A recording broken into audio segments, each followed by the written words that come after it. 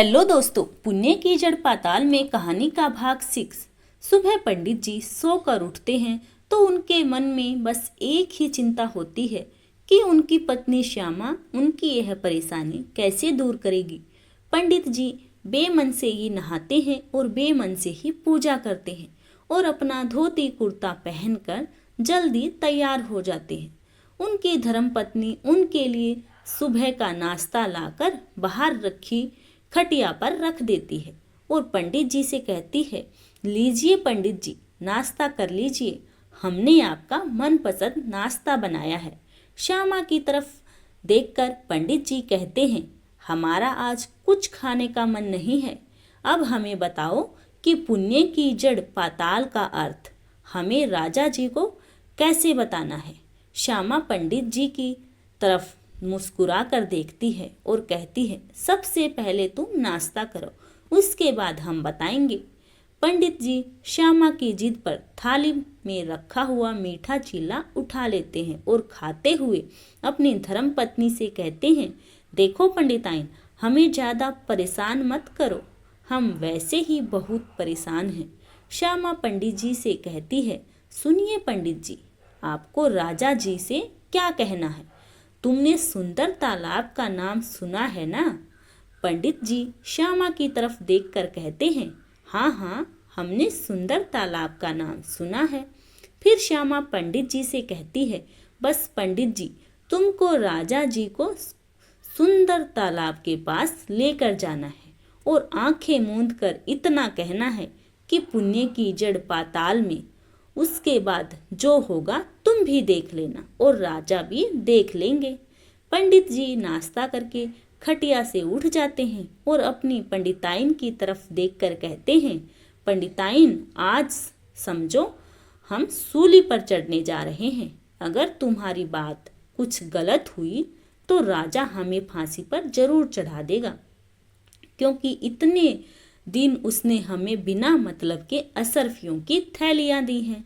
और अगर यह बात सच हुई तो समझ लेना हम अमीर से अमीर होते चले जाएंगे, हमारा कोई बाल भी बाका नहीं कर सकेगा। पंडिताइन शर्मा के पंडित जी की तरफ देखकर कहती है, तुम चिंता क्यों करते हो? तुम्हें माता जी पर विश्वास होना चाहिए। माता जी कभी भी अपने भक्तों पर अपनी दया का हाथ नहीं हटाती है। पंडित दीनानाथ अपना झोला उठाते हैं और दोनों हाथ जोड़कर पंडिताइन से कहते हैं, बस माता का नाम लेकर हम निकल रहे हैं और हम भी सब कुछ माता जी पर ही छोड़ते हैं।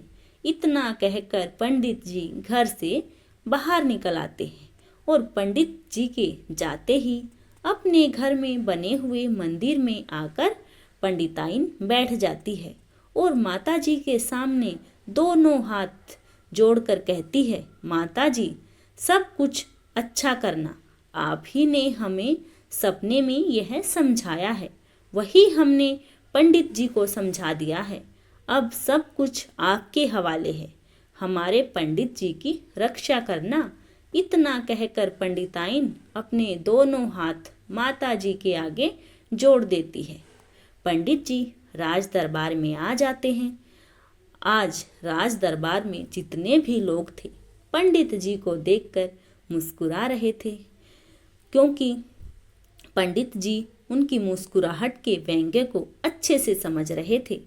पंडित जी अपने मन में कह रहे थे कि आज राज दरबार में बैठे हुए लोग हमें देखकर इसलिए मुस्कुरा रहे हैं क्योंकि वह जानते हैं कि आज राजा पुण्य की जड़ पाताल का अर्थ हमसे पूछने वाले हैं और अगर हम नहीं बताएंगे तो राजा हमें कड़ी से कड़ी सजा देंगे, इसलिए सब लोग मुस्कुरा रहे हैं। शायद अपने मन में कह रहे हों कि अब तक बहुत असरफियों की थैली ली है, पंडित, आज इकट्ठा ही असरफियां राजा को वापस करनी पड़ेंगी। यह सोचकर पंडित जी के माथे पर पसीना आ रहा था। पंडित जी लाचारी से सबकी तरफ देख रहे थे। पंडित जी सोच रहे थे वह सही था। आज दरबार में बैठे हुए सभी लोग यही सोच रहे थे। कुछ लोग तो मन ही मन पंडित जी का मजाक भी उड़ा रहे थे। जो पंडित जी से ज्यादा जले भुने बैठे हुए थे, वह अपने मन में कह रहे थे, आज इस पंडित को अच्छे से पता चलेगा, जरा हम भी तो सुने, यह पुण्य की जड़ पाताल का अर्थ क्या होता है। एक दरबारी आवाज लगाते हुए कहता है, राजा साहब दरबार में हाजिर हो रहे हैं। तभी राजा साहब दरबार में आ जाते हैं और राजा साहब को देखते ही सभी लोग खड़े हो जाते हैं। राजा साहब सबकी तरफ देखते हुए मुस्कुराते हुए अपने सिंहासन पर बैठ जाते हैं और पंडित जी को देखते ही अपने दोनों हाथ जोड़कर पंडित जी को प्रणाम करते हैं। पंडित जी भी दोनों हाथ जोड़कर राजा को प्रणाम का जवाब देते हैं। राजा पहले अपने नगर के सारे मुकदमे सुनते हैं। जब सारे मुकदमे खत्म हो जाते हैं तो राजा साहब पंडित जी की तरफ देखते हैं। पंडित जी सांसें रोके हुए एक सिंहासन पर बैठे थे। राजा साहब बहुत ही गंभीर आवाज में पंडित जी से पूछते हैं, पंडित जी, हम आज आपसे पुण्य की जड़ पाताल का अर्थ जानना चाहते हैं। आप हमें और हमारे सारे दरबारियों को बताइए, इसका अर्थ क्या होता है। पंडित जी राजा साहब की तरफ देखकर कहते हैं, राजा साहब, पुण्य की जड़ पाताल का अर्थ बताने की चीज नहीं है, दिखाने की चीज है। आप और राज दरबार के सारे लोग हमारे साथ सुंदर तालाब पर चलें। जैसे ही पंडित जी राजा से यह बात कहते हैं, पूरे दरबार में खुसर फुसर होने लगती है। राजा साहब अपने पूरे राज दरबार की तरफ देखकर सबसे कहते हैं, कृपया आप लोग चुप हो जाइए। राजा साहब का आदेश पाते ही सभी लोग चुप हो जाते हैं। राजा साहब पंडित जी की तरफ देखकर कहते हैं, पंडित जी, हम आपके साथ सुंदर तालाब पर जाने के लिए तैयार हैं। और फिर राजा साहब अपने दरबारियों की तरफ देखकर कहते हैं, जो कोई हमारे साथ सुंदर तालाब पर चलना चाहता है, वह हमारे साथ चल सकता है। जिसको यह जानना है कि पंडित जी के पुण्य के जड़ पाताल का अर्थ क्या है, वह हमारे साथ चले। राजा का आदेश पाते ही सारे राज दरबारी राजा के साथ चलने को तैयार हो जाते हैं। राजा का रथ तैयार हो जाता है। राजा अपने रथ पर पंडित जी को अपने साथ बिठाते हैं और फिर नगर घूमते हुए राजा का काफिला सुंदर तालाब की तरफ चल पड़ता है। थोड़ी देर बाद राजा का काफिला सुंदर तालाब के पास आकर खड़ा हो जाता है। राजा अपने रथ से नीचे उतरते हैं और पंडित जी भी उनके साथ रथ से नीचे आ जाते हैं। राजा सुंदर तालाब के आसपास का माहौल देखकर मंत्रमुग्ध हो जाते हैं। सुंदर तालाब के पास बहुत ही खूबसूरत फूलों के पेड़ थे। ठंडी ठंडी हवा चल रही थी। तालाब के आसपास बहुत सारे फलों के पेड़ भी लगे हुए थे। तालाब के अंदर कमल के फूल खिले हुए थे। रंग बिरंगी चिड़ियाएं पेड़ पर बैठी हुई चहचहा रही थी। तभी मंत्री जी पंडित जी की तरफ देखकर कहते हैं, पंडित जी, यहाँ का माहौल तो बहुत ही खूबसूरत है। पंडित जी, ये मन चाह रहा है कि यहीं पर रह जाएं। ऐसा लगता है जैसे यह कोई दिव्य जगह हो और यहाँ कोई आदर्श दिव्य शक्ति विराजमान हो। पंडित जी राजा की तरफ देखकर कहते हैं, राजा साहब, चलिए तालाब के किनारे चलते हैं। फिर राजा साहब और उनके दरबारी तालाब के किनारे पहुंच जाते हैं और तालाब के किनारे खड़े होकर तालाब को देखने लगते हैं। पंडित जी राजा साहब से कहते हैं, चलिए राजा साहब तालाब के किनारे चलते हैं। फिर राजा और उनके मंत्री और सारे दरबारी तालाब के किनारे पहुंच जाते हैं।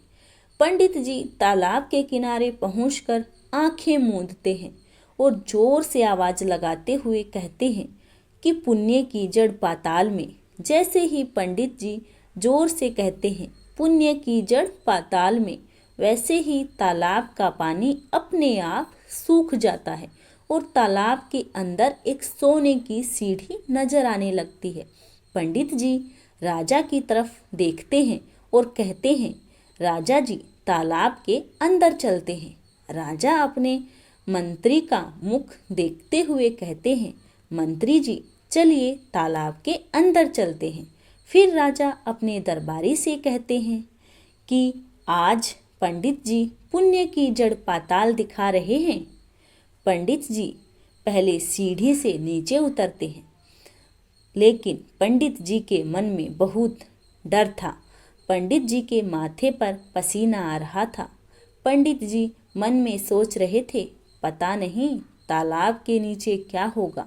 अगर कुछ ऐसा वैसा हुआ तो ये राजा मुझे यहीं मार के गाड़ देगा। माता जी अब तो मेरी जीवन नैया आपके भरोसे है, आप ही मेरी रक्षा कर सकती हैं। ऐसा सोचते हुए पंडित जी आगे आगे चल रहे थे और पंडित जी के पीछे पीछे राजा, उनके मंत्री और उनके दरबारी चल रहे थे। दो लोग आपस में बात कर रहे थे कि पंडित जी किस तहखाने में हमको लेकर जा रहे हैं। कहीं ऐसा तो नहीं इसने कुछ डाकू वगैरह यहाँ रखे हैं तहखाने में, जो राजा को भी कैद कर लें और हमको भी कैद कर लें। तभी मंत्री जी पलट कर देखते हुए उन लोगों को डांटते हुए कहते हैं, हर वक्त किसी पर शक नहीं किया जाता। वह ब्राह्मण है और ब्राह्मण पर शक करना बहुत बड़ा पाप है। इसलिए चुपचाप चलो। अगर पुण्य की जड़ पाताल देखनी है तो शांति से चलो, नहीं देखनी तो तुम लोग वापस जा सकते हो। दरबार के लोग प्रधानमंत्री की डांट सुनकर चुप हो जाते हैं और सभी लोग पुण्य की जड़ पाताल देखने के लिए पंडित जी के पीछे पीछे चलते रहते हैं। जैसे ही सोने की सीढ़ियाँ खत्म होती हैं, वैसे ही सामने वह लोग जो देखते हैं उनकी आंखें हैरानी से फैल जाती हैं। राजा, मंत्री और दरबारियों की आंखों के आगे एक बहुत विशाल नगर नजर आ रहा था, जो बिल्कुल सोने हीरे मानो से सजाया जा रहा था। पूर्ण नगर इतना खूबसूरत था कि बस सब लोग देखते ही रह गए थे। राजा उस नगर को देखकर मंत्रमुग्ध हो रहे थे। राजा पंडित जी की तरफ देखकर पंडित जी से पूछते हैं, पंडित जी यही है पुण्य की जड़ पाताल में? पंडित जी हाँ में सिर हिलाते हुए कहते हैं, हाँ महाराज यही है पुण्य की जड़ पाताल में। राजा के मुख से निकलता है, वाह क्या नगर है, कितना खूबसूरत। इतना खूबसूरत तो हमारा भी नगर नहीं है। लेकिन पंडित जी यह किस राजा का नगर है? पंडित जी राजा की तरफ देखकर कहते हैं, रुकिए महाराज, अभी मैं किसी से पूछता हूँ।